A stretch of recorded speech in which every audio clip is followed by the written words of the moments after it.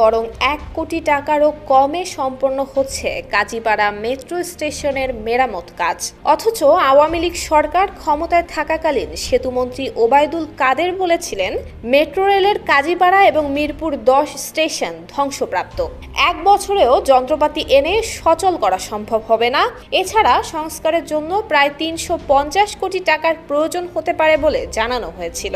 এর মধ্যে কাজীপাড়া স্টেশনে অবকাঠামোগত যে ক্ষয়ক্ষতি হয়েছে সেটি পূরণে প্রায় ১০০ কোটি টাকা খরচ হবে বলে শেখ হাসিনার সরকার ক্ষমতায় থাকাকালে জানিয়েছিল Dhaka mass transit company limited. So কথা বলবো বেসিক্যালি মেট্রো রেল নিয়ে।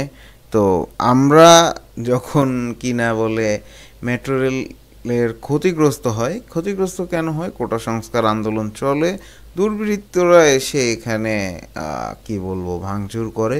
এখানে কাজীরপাড়া এবং মিরপুর ১০ এই দুইটা স্টেশন বাজেভাবে বাধাগ্রস্ত হয়, বলবো ক্ষতিগ্রস্ত হয়।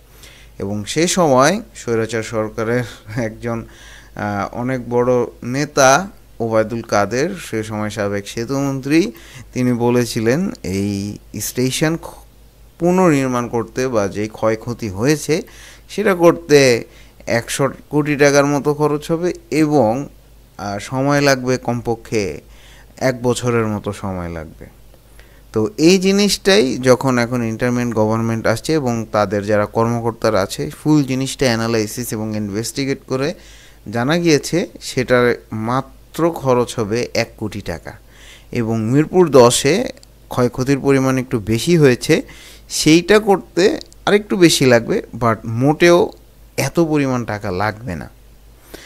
ওভারঅল সিনারিও দেখা গেছে যে আসলে পাবলিককে হামলায় ক্ষতিগ্রস্ত কাজীপাড়া এবং মিরপুর ১০ মেট্রো স্টেশন সংস্কার করে পুনরায় চালু করার উদ্যোগ নিয়েছে সরকার। কাজীপাড়া স্টেশন সংস্কারের কাজ এখন প্রায় শেষ পর্যায়ে এবং এটি চালু হওয়ার সম্ভাবনা সপ্তাহখানেকের মধ্যেই ঘোষণা করা হতে পারে। ম্যানিপুলেট করে যত প্রকার মিথ্যা প্রপাগান্ডা ছড়ানো এবং পাবলিককে আতঙ্ক রাখার মতো সব রকমেরই প্ল্যানিং করা ছিল এই স্বৈরাচার সরকারের।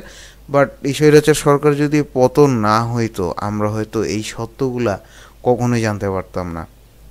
বাট ফরচুনেটলি এখন আমরা আসল সত্য জানতে পারছি এবং যদি এখন যারা দায়িত্ব আছে তাদের দায়িত্ব যদি সততার সাথে পালন করে অবশ্যই এর ফলাফল তারা পাবে, অবশ্যই এর সঠিক মর্যাদা তারা পাবে। এবং এটারই একটা নমুনা আমরা দেখতে পাচ্ছি কোথায় ১০০ কোটি আর কোথায় ১ কোটি।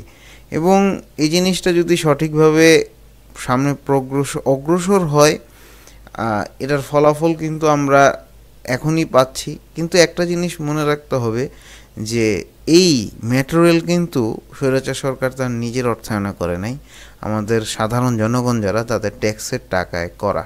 আপনি যে কোনো জিনিস যখন কিনেন বা যে কোনো খাবার যখন কিনেন আপনার থেকে কিন্তু একটি ট্যাক্স নেওয়া হয়, সেই ট্যাক্সের টাকা দিয়ে করা। তাই কখনোই বলা যাবে না যে আগের সরকার এটা করে গেছে বা স্বৈরাচার সরকারের সময় এই জিনিসটা করা হয়েছে, সেই জিনিসটা আমরা কখনোই বলতে পারবো না। আমাদের বুঝতে হবে যে এই পুরো মেট্রো রেলে আমাদের অধিকার, আমাদের সম্পদ, এবং যারা এই দায়িত্বে নিযুক্ত তাদের সততাকে আমাদের রেসপেক্ট করতে হবে। তো যাই হোক, আশা করি আমার পয়েন্টটা আমি বুঝাতে পেরেছি। এই ভিডিওটা এতটুকুই। নেক্সট ভিডিওতে আরও ইম্পর্টেন্ট কিছু টপিক নিয়ে কথা বলবো। Till then, see in the next one.